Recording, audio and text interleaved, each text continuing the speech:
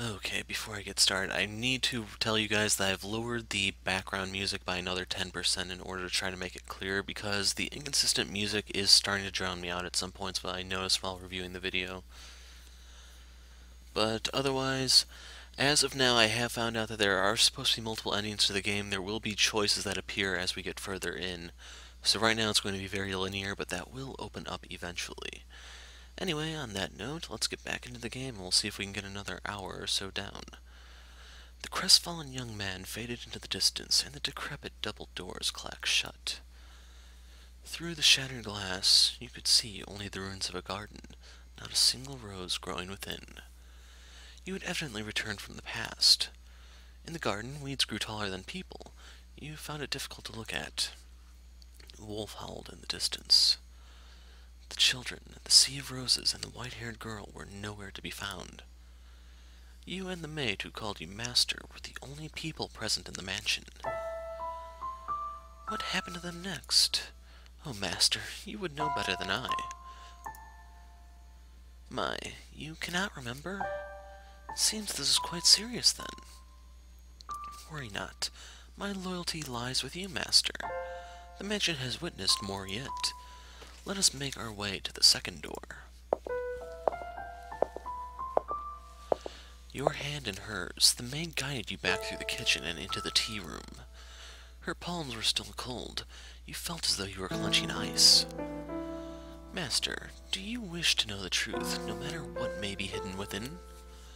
Or, if it is something you would be happier not knowing, would you rather remain in the dark? Oh, is that so? I wonder about their father. Yes, the flaxen-haired sibling's father. Do you think he knew about the white-haired girl? If he did, then perhaps he allowed her to stay because of how deeply he loved his wife. Or maybe because he did not want people to find out about her. I expect he too experienced many different emotions. But those pages of his story remain untold. Their parents likely had a turbulent tale as well, but theirs is not of consequence. To whom? I could not tell you. You and the maid crossed through the entrance hall, continuing your trek. At some point, the fire in the fireplace had faded to embers, emphasizing the lack of light within the mansion. The maid took a candlestick and lit it in the cinders. The small flame illuminated her pale face. On a whim, you asked the maid about herself. About me? I am a maid devoted to your service, master, as I have said. Oh, what was that? You are interested in my name. You flatter me. I truly do appreciate the question, but you are more than welcome to simply call me the maid. Also, it would make me much happier to hear you say my name after you've recalled who you are, master. A subtle smile rose to the maid's face, after which she began to lead you down a first-floor corridor. Still holding the maid's hand, you passed in front of a full-length mirror. In it reflected the warm light of the candle, which disappeared out of range shortly thereafter. Oh my, is something the matter? Did you come across something peculiar? The maid had not appeared in the mirror, though she was not the only one without a reflection.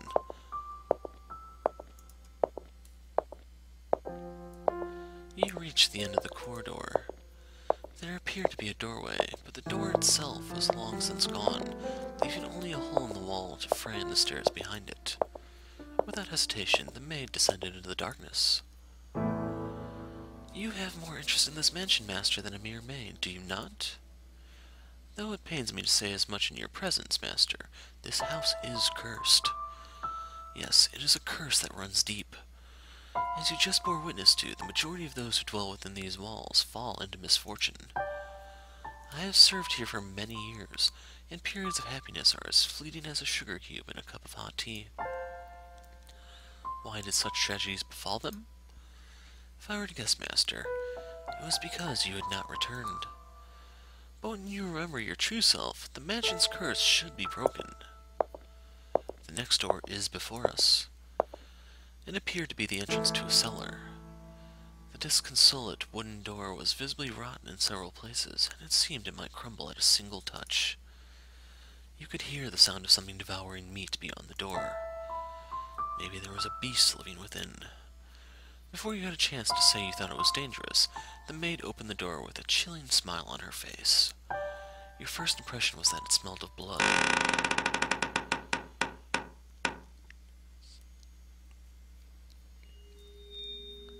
The second door.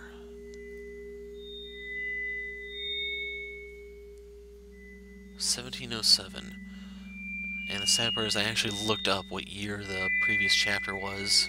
It was like 1603, but I can't remember exactly. One little tidbit before you get in there is, if you remember the play that Nellie liked watching was Romeo and Juliet, I didn't actually look to see when that play was written, but Shakespeare died in 1616, so they would have actually been in the time when he was writing stuff. Now, his last work was The Tempest, and obviously they ain't referenced that in any way, shape, or form, so they are trying to keep some historical details going. Anyway, into 1707. So I don't know if we're going to be in the U.S. here, well, the colonies, but we'll see. The mansion sat in ruins in that era, not a soul resided within. The grandeur of the house was lost to the ages. It was in perpetual decline. Not a flower grew in the garden. Dust and dirt blackened the plaster. Cobwebs blanketed the corridors. Ivy shrouded the outer walls. It was not a pleasant sight. I guess maybe we'll be confined to the mansion the entire game. I thought maybe we'd start somewhere else and ultimately wind up here, but I guess it's just here. As hard as I tried to fight it, I could not stop the mansion's descent into disrepair. The depth of the previous owner's grief, perhaps despair, was far too much. After the beautiful flaxen-haired family, people stayed away from the mansion. They had no heirs, so their bloodline simply vanished into the depths of history. It had been about 50 years since the house had had a resident. The forlorn property appeared as though it had been abandoned for centuries, and the occasional villager who stumbled upon it did not remain there for more than a day.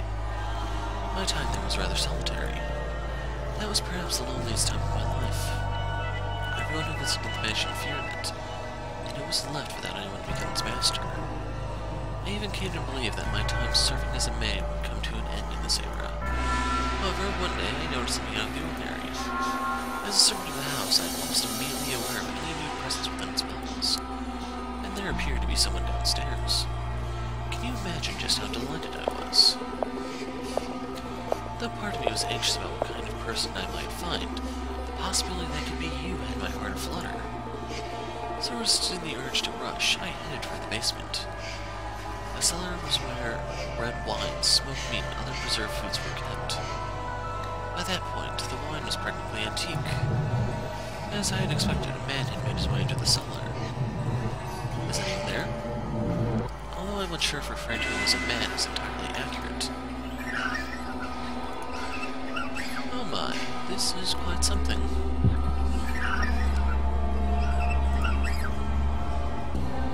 The very first thing I sensed was an almost unbearable stench. The odor emanated from the man, heightened by the food he had carelessly rummaged through. Blood-red liquid spilled from wine barrels, soaking the floor. His sunken eyes had a piercing wolf-like glimmer in them. His teeth were sharp and yellowed, visible as he ripped into a chunk of meat. He grumbled in a seemingly inhuman tongue. I was looking at a beast, or perhaps a half-beast. There was another source of odor in the room, though. It had something of a metallic tinge to it. It was this. I nearly passed out. The red liquid was not just wine, as I had assumed. The beast had, I presume, stolen a weapon from the village. A sword, far too nice for him to lay on the floor by his side. I could hardly imagine how many people's lives he had taken with that blade. It was visibly wet with blood, even in the darkness of the cellar, but at the same time it had an imposing gleam. The fine, luscious aroma of the wine could not mask the stench of blood in the beast. Holding my breath, I took a few moments to ponder. Ponder what? Oh, master, you know. Tell me, were you summoned here by the mansion? Did you come here knowing what kind of place it is? If you are in want of money, you are welcome to help yourself to some of the furniture. And I imagine the villagers would be willing to welcome you if you trust yourself a person. Then you can trade the furniture for food and make your way to a larger town. The wolf was able to fill these in a little girl simply by putting on clothing, after all. Oh dear, I was afraid he wouldn't understand me. What am I to do? I was in quite the predicament. Nevertheless, it meant a great deal to me that I had found someone who did not fear the mansion, be they human or beast. So I decided I should give him my assistance, while doing my best not to agitate him. Say, can you, perchance, be my new master?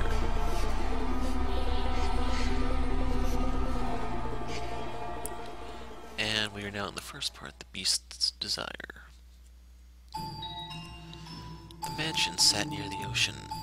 To say it was perched upon a cliff might make it sound rather intimidating. You could see the beautiful clear sea through the windows, the glittering expanse of white turquoise.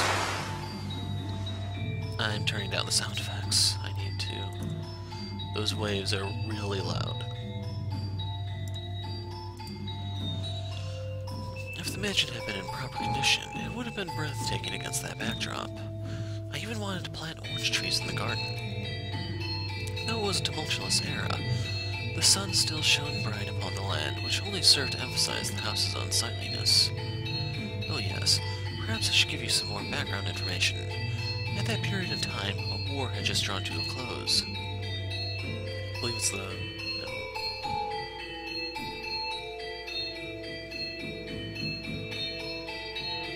Yeah, I can't remember which war it would have been at the time. I don't think it was the 100-Year War, but it could have been. The once gorgeous wetlands were infested with crows, picking at decaying remains. Bodies of soldiers fallen in battle continually washed up on the shores of coastal villages. The people wanted nothing more than for the curtain to draw on that deeply political contest. And when it finally did, the kingdom, with its richly fertile shores, was stripped of its independence, beginning a new era under new rule. Okay, yeah, I have no idea when this is. It's too early for the French and Indian War. And what places would be independent at the time? It could be like, maybe, might be Ireland, maybe? Northern Ireland? I'm not really familiar with their history to know if this is the right era. The people were exhausted, their spirits wasted away. And the splendor of the ocean and sky did nothing to help. In my mind, the beast was emblematic of the times, emaciated and enveloped in the scent of blood. But the war came to an end. Thus the beast did not have to remain a beast, I thought. Did he?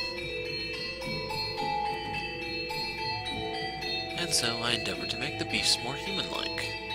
First I needed to do something about his appearance. I would draw a bath, scrub away all the filth, and dress him in clothing left in the mansion. However, having sat unused for 50 years, the majority of garments have been devoured by insects and were of little use.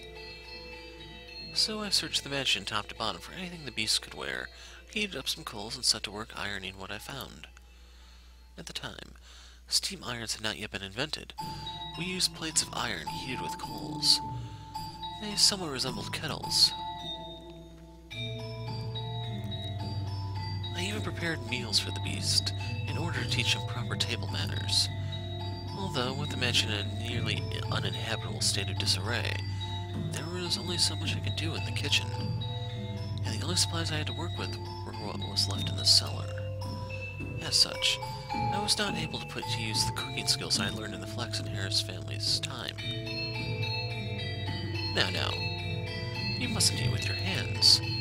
Do you want to get your fingers and face dirty? You eat using a knife and fork. See? Like this. I feel like I am teaching a young child. Oh my, what are you holding your head for? Oh dear, perhaps I should be teaching you to speak before table manners. Worry not, we have plenty of time. You needn't act so frightened. Or perhaps you do not want to be understood at all. Would you be so kind as to tell me your name? You are, for now, still a guest, and it is too soon for me to call you master. am I mistaken? Your name. That is what people call you. How about I start by telling you my name? I am called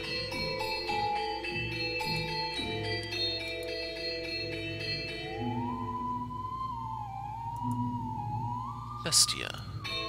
Your name is Bestia? I see. Then that is what I shall call you, Bestia. My, you seem to be rather perplexed as to how I was still alive. He had in fact attempted to cause me harm, however. I am a servant of the house. The beast called himself Bestia. It is a curious thing. When I learned his name, he seemed to take on new importance in my mind. He was not a mere beast, but the thing called Bestia. Master, should I ever have the chance to hear your name, I am certain you too shall become more substantial a presence. But you must always remember, Master, that even if you do not remember your name, and even if you never know mine, you have always held a special place in my heart. And thus began my tranquil days with Bestia. Slowly he began to learn the human tongue, and I was, to be quite honest, rather thrilled. To be certain, I was afraid of the beast, but my fear was not so strong as my elation that there was someone else in the mansion, someone to whom I could speak, and someone that might become my master. Come now, you must pull weeds out at the roots, or they will soon grow back. This is a task that requires perseverance. You do it like this, see? There you go.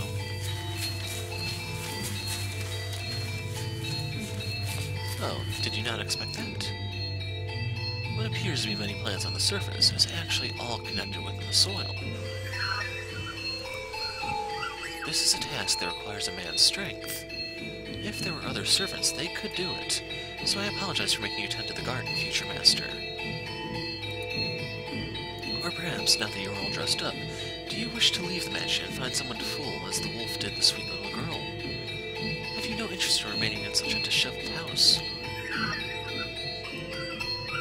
Go on. Not one, leave. Oh my, is that so? If you wish to stay, then I shall not stop you. On the contrary, I will gladly attend to you. I am waiting for the person who is to become my master. Forever waiting. I should be able to watch over you until the day you depart this world, old and wrinkled. Do you not believe me? Are you interested in becoming the master of this house? Will be... I have to wonder if you know what you are saying. Although it matters little whether you do or do not. Oh my, look at that. Now, this brings back memories. This is called a rose. Do you know what a rose is? It is a type of flower. Not know. Do not know. I see. Then allow me to teach you. What you have here is not a real rose. The real roses wilted and are sleeping in the soil. This is called an accessory. It is something women wear.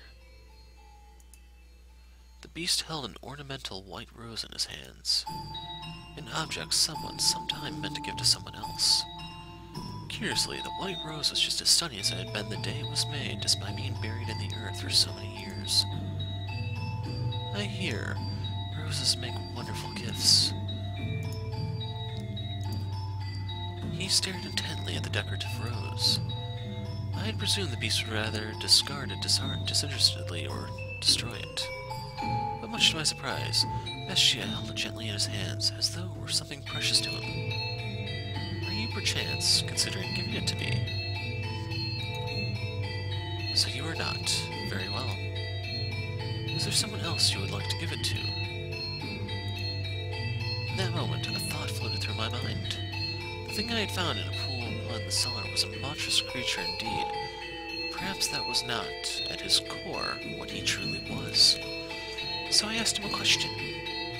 What is it that you desire, Bestia? This mansion fulfills people's desires. If you yearn for something, want,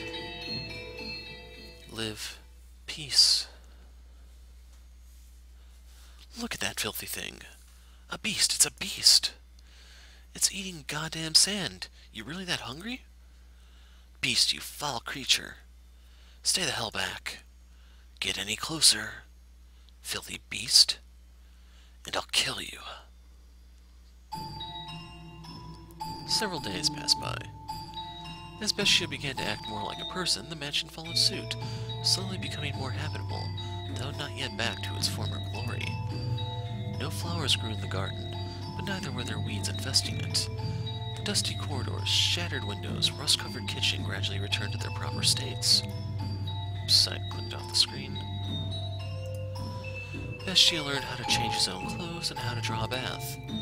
No longer did I have to wait on him hand and foot. He could take care of a number of things all by himself. What we lacked for food, he acquired from the forest. Never did he go to purchase supplies from the village. Rather, he captured hares and gathered herbs hidden in the overgrowth. They were days without incident. And though such a life may be one for excitement, peace is something that you mustn't take for granted. Those who have it cast it aside, finding the leisurely flow of time dull. Only those who have never experienced it truly know how precious it is. Bestia appeared to be content. He wore an expression of solitary serenity. Someone, is anyone there? And then one day, a crack formed in the uneventful tranquility. Is anyone in there? Could you part with some food? I don't need much. Some food and water. Just a little, that's all I need. Bestia looked over at me, as if seeking my aid. Ironic, no? It was the visitor who was truly in need of aid. I pondered for a few moments, deciding that I could not simply turn away someone calling upon the mansion. Had Bestia ordered me not to let him in, I would have followed his instructions, but he said nothing.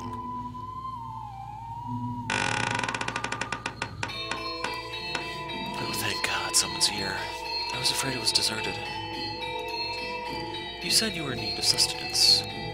Yes. It doesn't have to be much. Anything to quench this thirst. I got lost and it's been several days. Give me a few minutes. I will find... Let him in. A firm, deep voice came from behind me.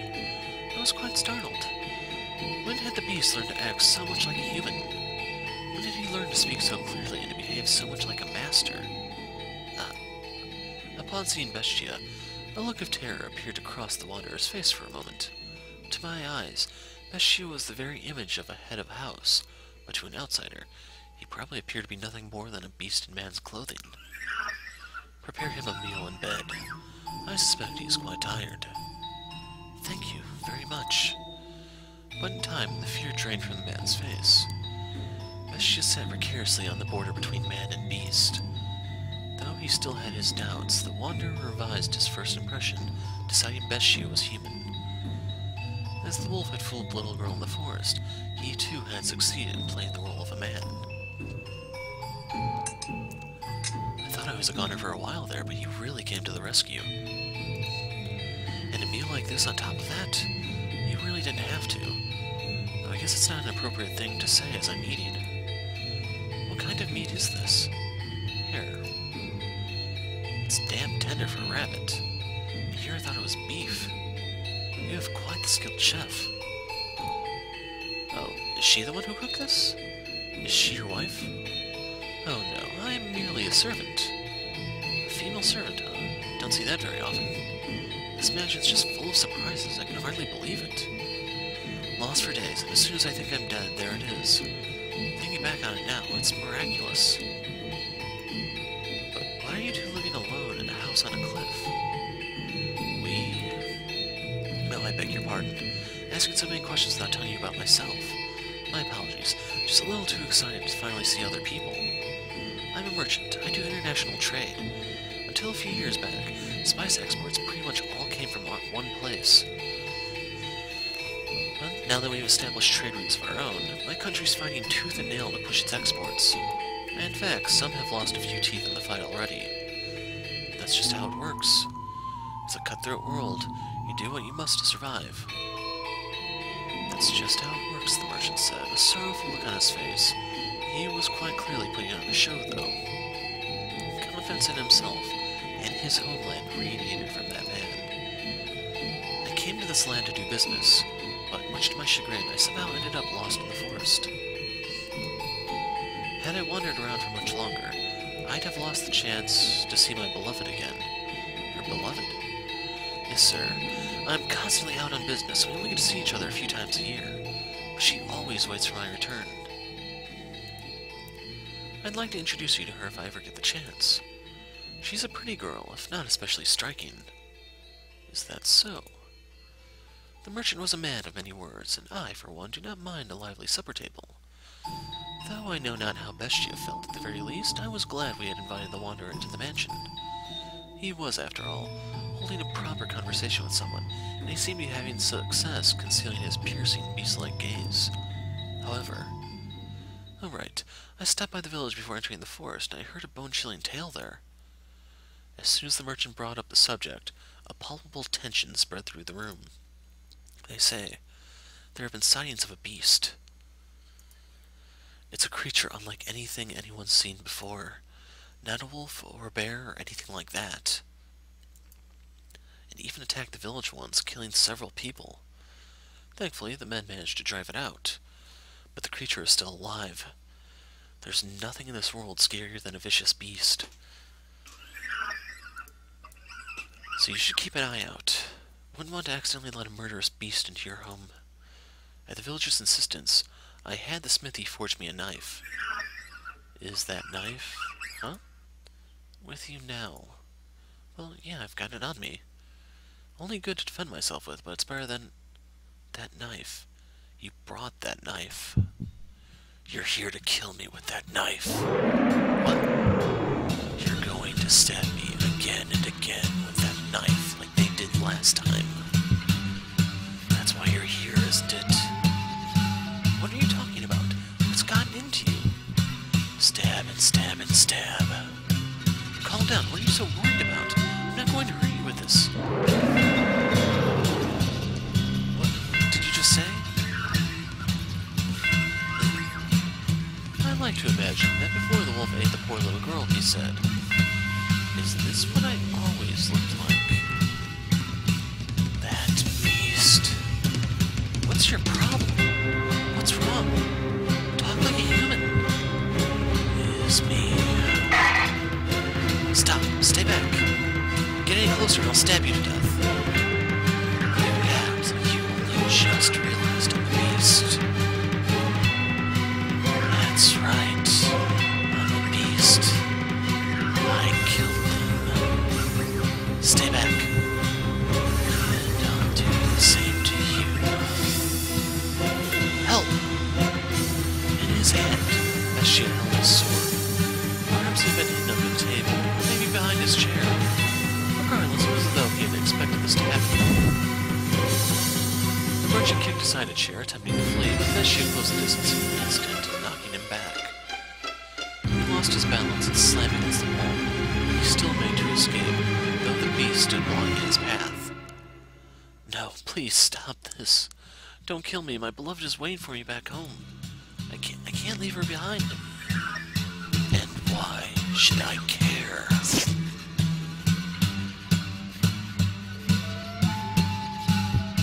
Damn it, man. Who's gonna clean that mess up? A dreadful scream echoed through the dining room. I reflexively covered my ears.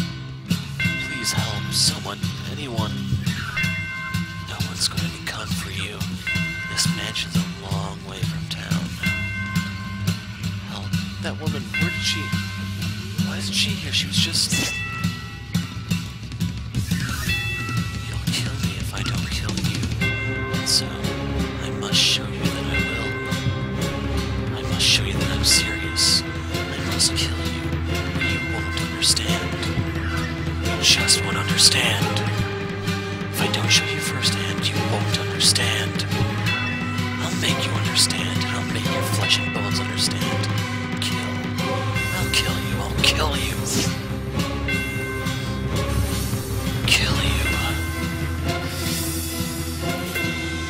Monster. That's right, I am a beast.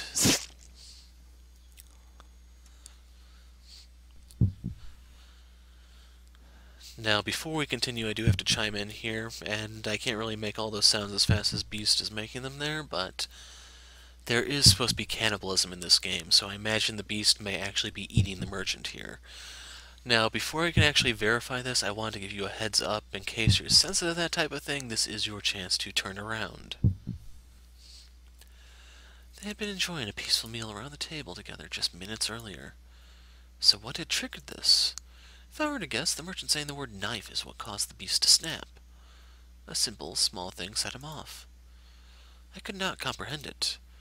Bestia, who said he wished for peace, was staring down at the ravaged corpse of the merchant, with a look of ecstasy on his face.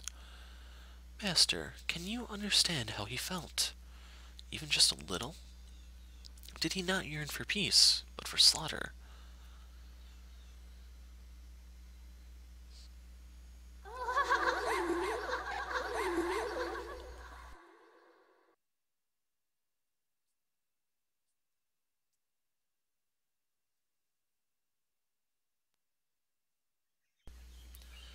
Alright, that does it for today's shopping. And now, the moment we've all been waiting for, snack time! There's nothing better than having a ham sandwich in the park. Oh dear, maybe I should lower my voice when I'm talking to myself. But it's so nice out, I just can't help myself. Does the weather have anything to do with talking to oneself? Not important, food. If he were here, it would taste even better. I wonder when I'll get to see him next. Pauline, there you are. Oh dear, what's got you so frazzled, Mom? Oh, Pauline. What is it? Did something happen? What's the matter, Mom? Mom. Pauline. This isn't like you, Mom. It's not like you at all. Tell me, what happened? Look at her style of dress real quick. I don't really recognize it. Actually, yeah, I don't recognize that. It looks more Japanese than European.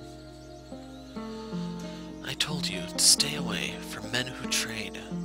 Huh? Oh, Pauline, my dear daughter. Why must God be so cruel to such a sweet girl? You're hurting me, Mom. Don't squeeze so tight. What's gotten into you? Listen carefully, Pauline. You must be calm and hear me out, understood? Your lover, the beloved man you wait for, is dead.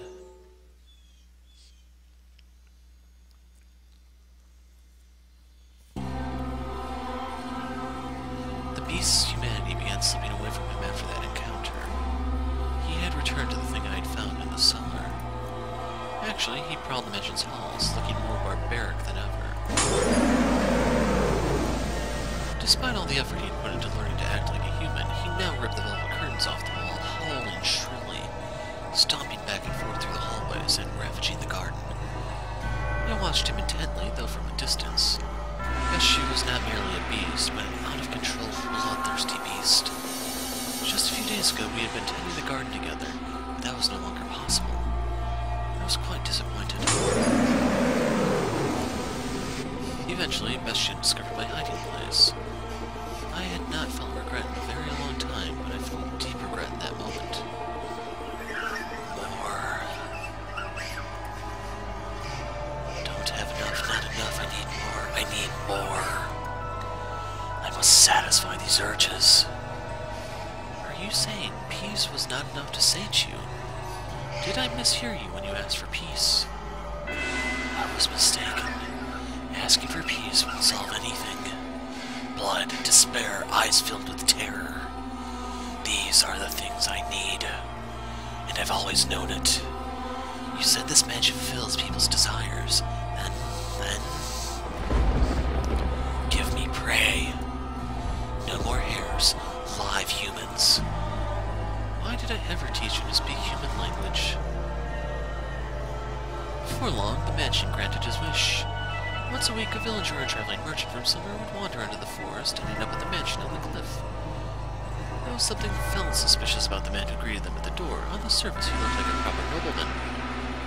so they all eventually chose to trust Bestia.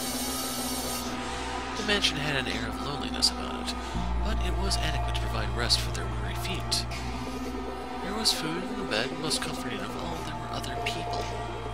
The lord of the house treated the lost souls like esteemed guests. He poured them fine wine and had me cook for them. No one suspected in the slightest that he was a beast. He put on a reasonably convincing act. Because yes, I had taught him how to behave like a master. The visitors all went to bed contented. But, as I'm sure you can imagine, Master, they would never see the light of day again. The penetratingly bright sunlight particular to that area. A beast, it's a beast! You disgusting creature! You hideous monster! Kill him! If that's how you humans want to do things, then I'll play your little game. I'll play it even better than you. I'll kill you. I'll slaughter you. No, please don't. That's it. Cry for me. Beg for your life. Pray for my mercy. Weep and struggle and suffer and die. No one understands. No one can possibly understand my despair. What did I ever do? Was it just because I'm a beast? When did I become a beast? Why do beasts have to die? Beasts are savage, and so they must die. I'm a beast, therefore I'm savage. In which case, I'll kill them. I'll show them what makes a beast so terrifying.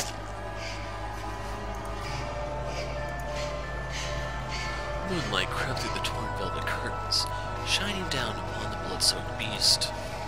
It was a sight that would incite terror in anyone. Look at this. No one can stand up to me. Humans have no chance against beasts.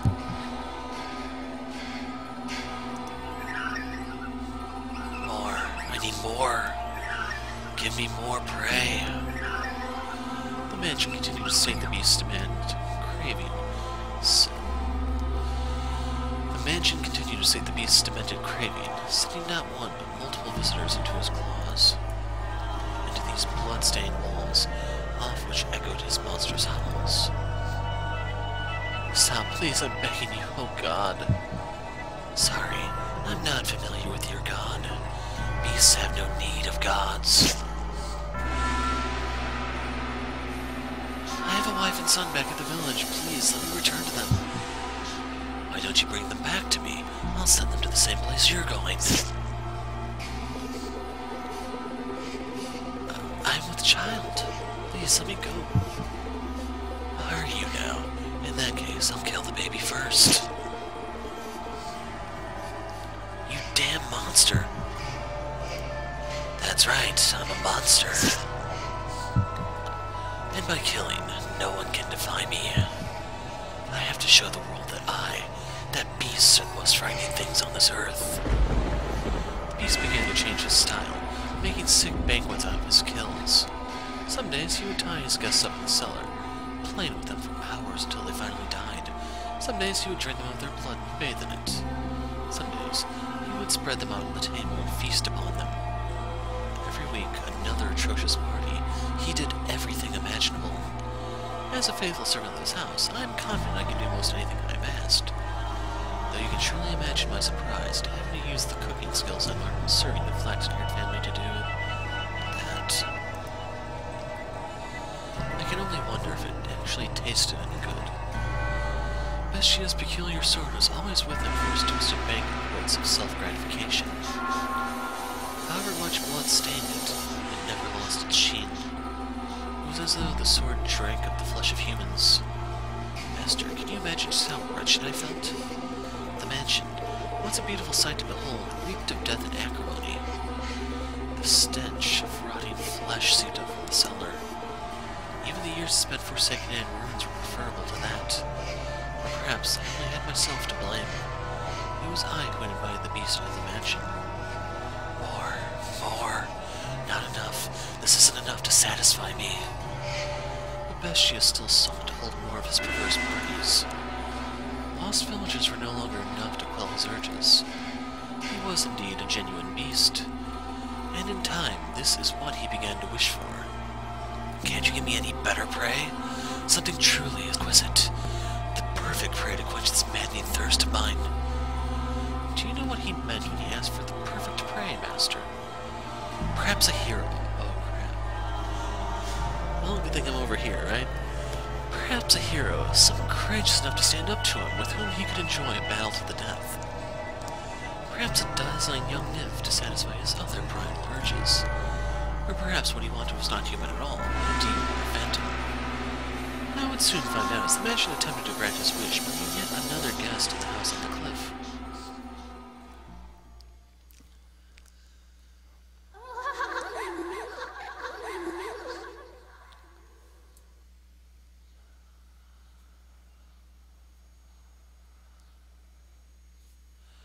If the devil guides us, if God guides us, then perhaps I could accept that this was fate.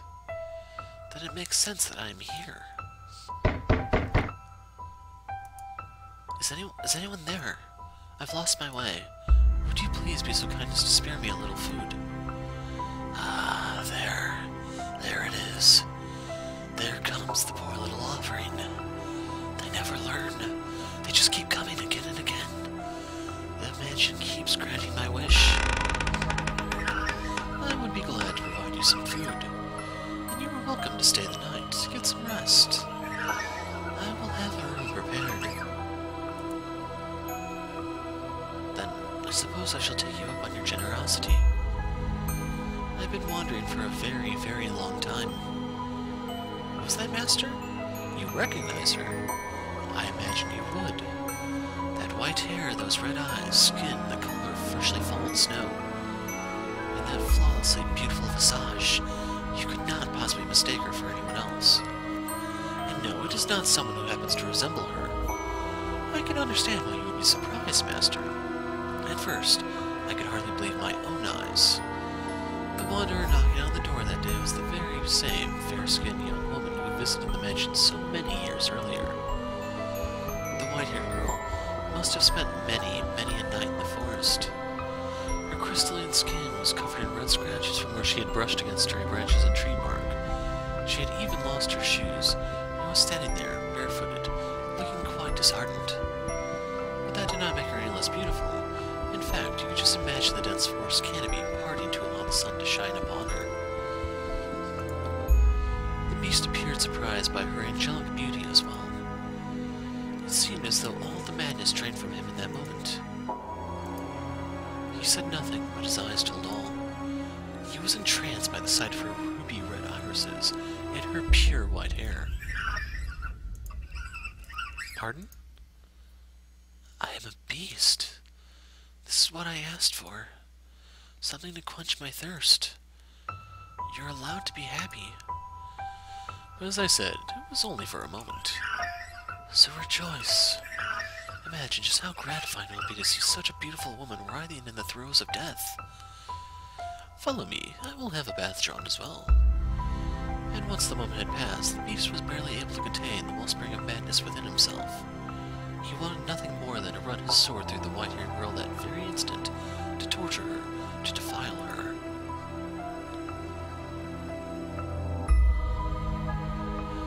He tended to her wounds, served her supper, and drew a bath for her.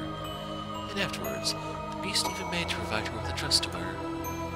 Even the outfit she had only worn for one night so many years before was there, waiting for someone to put it on again, for her to put it on again. He said she could choose anything she liked. She, being such a modest young woman, said she needed not of such fine attire. And what a shame that was. I too wished to see her in a dress once more. I need not such fine clothing. You need to be modest. No, that's not why. Are they not to your liking, then? No, my apologies. You are very generous. Foolish girl, smiling and calling me generous. I was simply imagining what a pretty sight it would be. The sight of her fresh blood splattered on it. The sight of her life slipping away in it. I am glad, after wandering for so long, I ended up here in this mansion. And in a few hours, you'll be feeling the exact opposite. Get all the rest you need. shall see you again in the morning. I thank you. Bestia then made his way out of the girl's bedchamber. His mask came crumbling off after only taking a few steps. There. That's precisely what I wanted. Just imagine how such a beautiful woman will scream. How she'll beg for her life. Hey, are you there? The mansion has given me the perfect offering. Hey. Is she not here?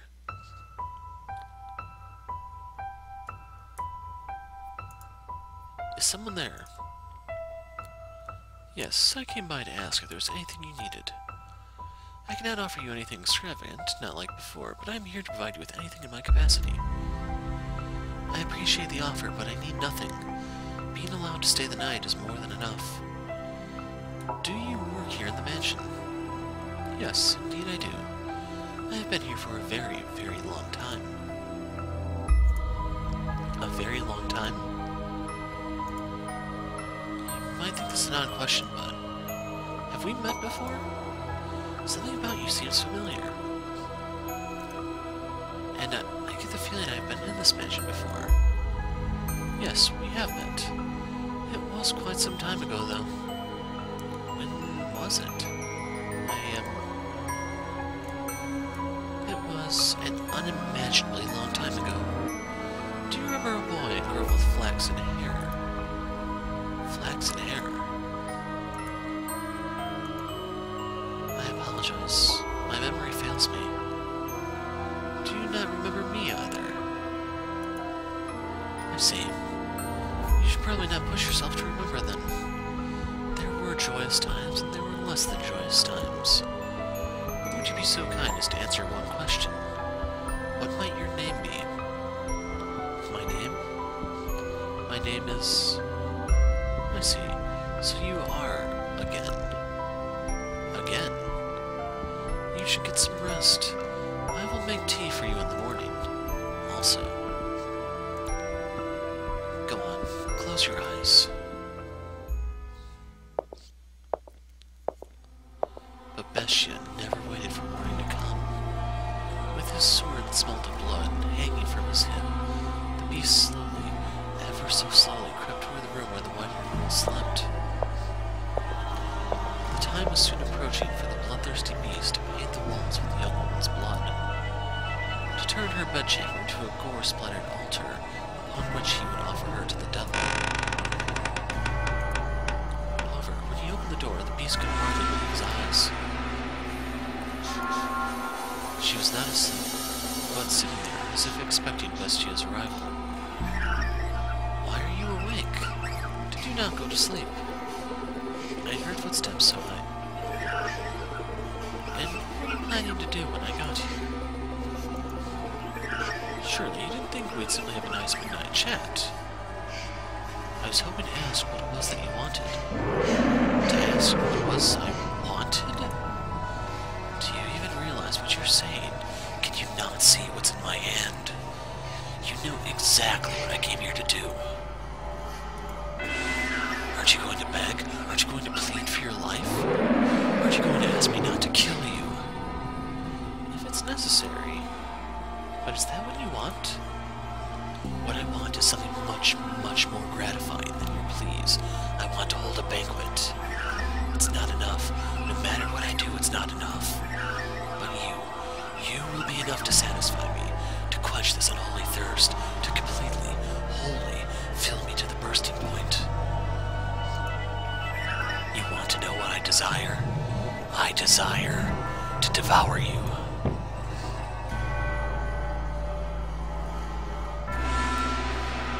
Bestia shoved the girl back, slamming her into the mattress. He then stabbed the sword through the sheets beside her, looking down upon the girl with the moonlight at his back. Clenching her slender throat with one hand, he drew his sword once more, holding the tip but inches from her nose. No matter how much blood it drained, the sword continued to shine gloriously, as though it had just come from the forge. It was an awe-inspiring, tear-shedding blade, the sight of which would cause anyone to imagine the misfortune to befall them. Go on, mock me, ridicule the hideous barbaric beast standing before you. From the moment you saw me, you thought me unsettling, no? But you averted your eyes.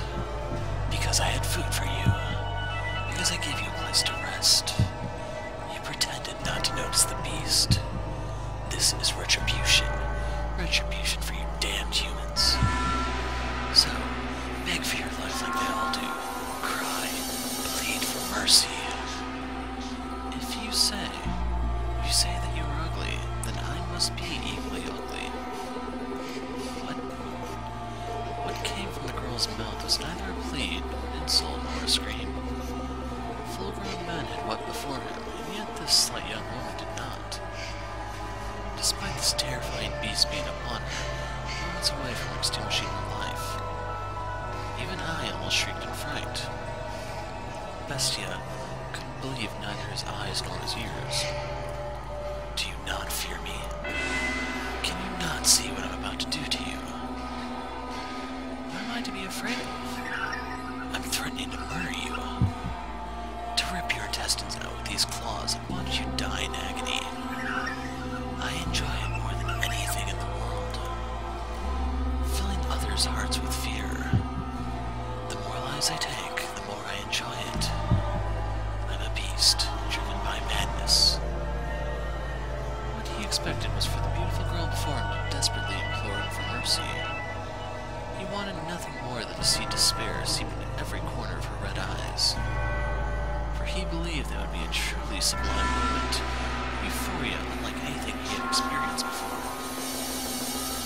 Bestia prodded her with his singular sword, poking a slit in the skin smoother than silk. You mean to take mercy on me because you see me as pitiful. But she did not do as the beast wished. She looked up at him with sympathy rather than fear. This rattled the beast. He had never once seen anyone respond to him that way. What possessed you to say that? What on earth is going through your head? Mercy? Mercy? Do you not comprehend the situation? How can you be so calm? Scream, cry, and shout. Beg for me to spare you. Throw yourself at my feet. Throw yourself at my feet. Otherwise, I'm a beast. A beast that never tires of killing. To me, you appear to be a person. You're lying. You listen to the things I say, and you respond with your own words. I was taught how to speak. I'm a beast who speaks human language. But you think. You use your mind to come up with responses, and you hesitate. If I'm human, then why do they disparage me so? Why do they reject me and try to kill me? Because I'm a beast. A repulsive beast. That's why, isn't it? I will do nothing to hurt you. We are alike. Alike? Don't be ridiculous. How can you say we're alike when you're as beautiful as you are? There's nothing beautiful about me. What value does outward appearance have? You have suffered much persecution, which is why you tremble in fear. I am not trembling. I am not afraid. I can hear the cries of your heart. What on earth is wrong with you? Why are you not afraid? Why do you not scream in terror? I am afraid, but more than fear, I feel like I now know what my role is. Your role? If you will have me, then I would like to remain here in the mansion. Are you mad? I will eventually kill you. Torture you, put you through hell, make you wish you were never born. That does not change my mind. Please, allow me to stay. I find it very hard to believe that what you want deep down is to hurt people. And I get the feeling that I am meant to be here. That it is my role. Bestia was at a loss. He was perhaps afraid of this girl who did not fear him, and even attempted to embrace him. She behaved too differently from all the other humans he knew of, who only ever harassed and pushed him away. Why are you so kind to me? To this beast, this murderer? Bestia's sword slipped from his hand, hitting the hard floor with a metallic whine. When the sound died down, the white-haired girl extended her hands for the beast with the utmost of affability. Her fingers were white as freshly fallen snow, something this area never saw. That's another geographic clue there. They traced his distinctive frame. They ran along his unusually shaped nose. They slid across his rough, yellowed skin. They drifted around his rather small eyes. The beast trembled once more, this time not out of twisted desire from deep within, but from the unimaginable comfort of physical contact. Her fingers moved so gently, so pleasantly, wrapping him in their warmth. Are you crying? A single teardrop slid down the arc of her finger. Looking into her clear eyes, Bestia came to a realization. And at the same time, he felt somewhat dismayed. You are without sight. Taken in the throes of his primal urges, the beast had not noticed, but there was an emptiness in the girl's eyes. She appeared to be gazing far into the distance, not focused on the man despite being close enough to touch him. Tears had begun running down Bestia's cheeks earlier, when she had called him a person. But it was not until one of those droplets had slid across the back of her finger that she had realized. She would indeed have no need of extravagant dresses. After all, she could not see what she was wearing. That is correct. I am blind. But whoever decided that reality is only that which can be seen? I know not what appearance I have. In the darkness, everything is as one. There is no difference between beast and man. If you are a beast, then I too must be a beast. To call the girl a beast would be paramount to eating sugar and insisting it was salt. Do pardon the trite analogy, please. But you know rather well, Master, that the white-haired girl was not at all what you would call a beast. Not simply in appearance, but all the way down to her core. There was nothing beastly about her. Her words brought him faint pain, but the beast still felt on some level that he wanted to keep her at his side, to see what would happen. His next words were in large part impulsive. I am grateful that you cannot see.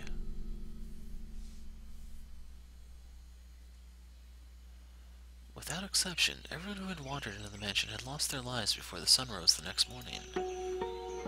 She was the first visitor who had not met this fate. Over time, Bestia's madness gradually subsided. He even began to seem rather tame. You would hardly believe it was the same beast who had once reveled in those perverse festivities. He was, I imagine, at a loss for how to behave.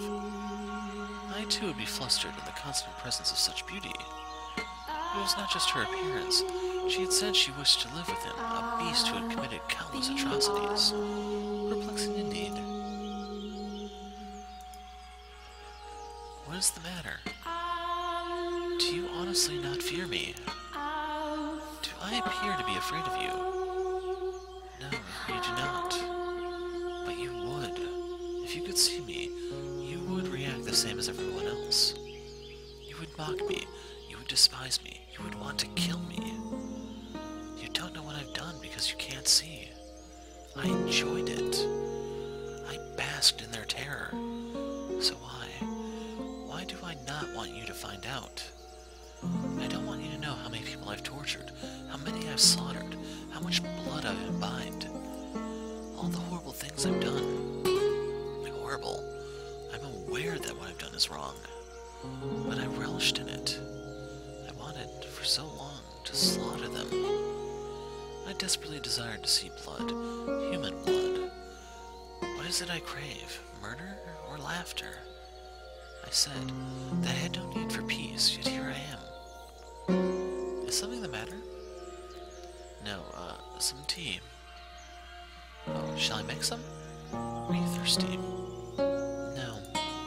I made some tea. It's probably cold by now. I thought you might want some. You don't. No, no, I'll take it. What are you laughing for? Because I'm happy. Is it to your liking? It's bitter.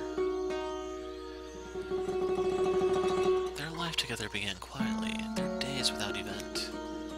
They had no extravagant meals. Why can't I say that word tonight? They had no extravagant meals. There were no swaths of guests lending life to their mansion's halls, but there was also no one screaming in fear for their life. It was the peaceful life Bestia had lost, and he had returned once more to that quiet realm. What's the matter? You are always so quick to notice my presence. My world is one of darkness, so I have a heightened sense of hearing. What is it like? How do you perceive the world? I cannot imagine living in complete darkness. Occasionally, I can see light. Light? Yes, not a radiant light like the sun, but a soft light floating in the darkness. Like a candlelight, I suppose. That only perplexes me all the more.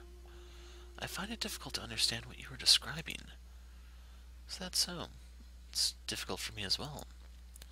I'm not sure how to explain it. But it's not complete darkness. I can sense your presence, for instance, and I can tell how windy it is from the way the windows vibrate. And also, I also feel as though I can sense the wavering of emotions. The candlelight begins to flicker erratically. From fear, intense sorrow, or other similar emotions. My emotions? I do not know.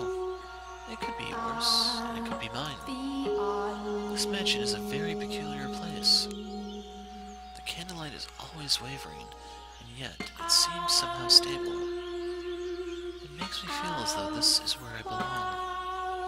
I don't think I understand. I'm a beast, and so I lack the intelligence. But you... I'm going to go hunting. Is there anything you would like? Whatever you like. Alright then, if you find any fruit, that would be nice. Fruit.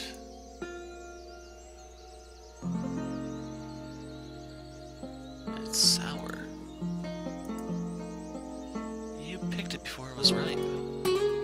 I didn't know. Is that a bad thing? I don't know anything. I cannot see, but if fruit is still green, you are not supposed to eat it yet. What color are these? Green. No, blue. Shall I give you a hand preparing supper? I cannot ask for help of someone who can't see. You'll hurt yourself. Don't worry, I can tell for the most part where things are by touch and sound. Are you worried? Worried? Worried? Worried. The thought of blood dripping down her finger doesn't excite me. What's going on? What on earth has happened to me? If I appear to be in any danger of harming myself, please let me know. Then you have nothing to worry about. You do not seem any more comfortable in a kitchen than me. She always cooks them. Where did she go? She always comes when I call.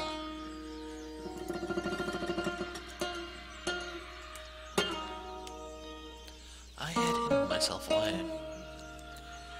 Bestia had learned how to go about his daily life without my assistance, and the two of them had no need of others in their peaceful world. Oh my, what is the matter, Master? I was not lonely at all, no. It was an absolute pleasure simply watching them. I mean that. It was not my role to be at his side, nor was I the one to be at hers. If she could make Bestia into the master of the house, then my presence was unnecessary. I appear when I am needed, as I appeared to serve the flaxen-haired family. nothing more. If they sought a servant, then I would show myself. Yes, certainly. After some time, they began to sleep in the same bed. Oh dear, no, not for the reason you are imagining, Master. You thought no such thing? Though they slept in the same bed, they did not lay together. They did so, it seemed, because they were more comfortable in the same place. The two acted more like family than lovers. Hey, hello? Are you asleep? No, I am awake. Is the candlelight wavering? Right now, it is very calm. I see. Say, tell me about your childhood. What? Me? Won't you? My childhood? Yes. I have no such stories to tell. When I was a child, I lost everything. My mother, father, brothers, everyone. So for as long as I can remember, I did not have a father. I lived alone with my mother, but I never felt like that was a bad thing. Was she kind? Yes, very. She was a compassionate woman. But we were poor, and because I could not see, my mother was the only one who could work. She would be away for long stretches of time, supposedly because she served at a respectable home. I do not know whether or not that was true. Perhaps she was doing much more demanding work. I never asked. I believe not asking was best for her. From time to time, I would receive letters from her. Someone who lived nearby read them to me. The letters went something like this. Life in the mansion is difficult, but everyone treats me so well, and they say I do good work. I'll be back with more money soon, so you be a good girl. Other than that, she allegedly expressed concern for my health and safety, as well as repeatedly saying how much she loved me. You have a good mother. I did. Nearly everything I remember my mother saying to me was written in her letters. So much kindness and warmth. Why do you not live with her now? How did you end up here in the mansion? Before long, she lost her life in her place of employment, and I was sent the money she had earned. It was, I imagine, enough to survive on. When my mother was alive, she often lamented my blindness. If only you could see, she would say, I could show you just how extraordinary this world is. So I decided I would visit a renowned physician in order to fulfill my mother's dream. A physician in this country. However, upon examining me, he said that he could not restore my sight. Dejected, I was on my way back home when bandits attacked. They robbed me of the money I brought to pay for my treatment. I lost everything my mother saved for me, the money she gave her life to earn for me. I failed to repay her for anything she did, which cast a dark cloud over my heart. My world has always been wrapped in darkness, but at that moment, I was in the deepest abyss. There was not even a speck of light. I was at a complete loss. With nowhere to go, I simply wandered, no destination in mind. And that was when I miraculously arrived at this mansion. It was as if it had summoned me here. You were being summoned by the mansion to fulfill my craving, but it didn't end up that way. I wonder if the mansion is disappointed. I see. I apologize for not having a brighter tale to tell. I imagine you were hoping to hear joyful childhood memories. No, did they hurt you? The bandits.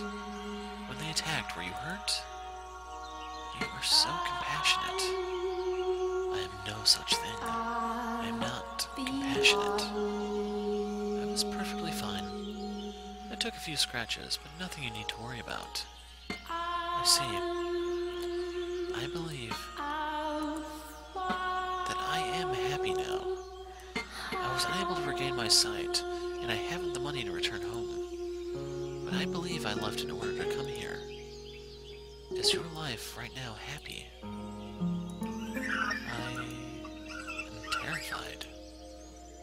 gentle. I'm growing accustomed to this woman's comfort. I'm afraid of losing her. A beast should not have these feelings. A murderous beast. Take this. What makes a good gift, supposedly? I was planning to throw it out when I learned that, but I couldn't. I felt like I was meant to give it to someone. That could only be you. It is a fake white rose. A white rose accessory. Do you not want it? No, I do. I just, for some reason... Never mind. Thank you. I appreciate it.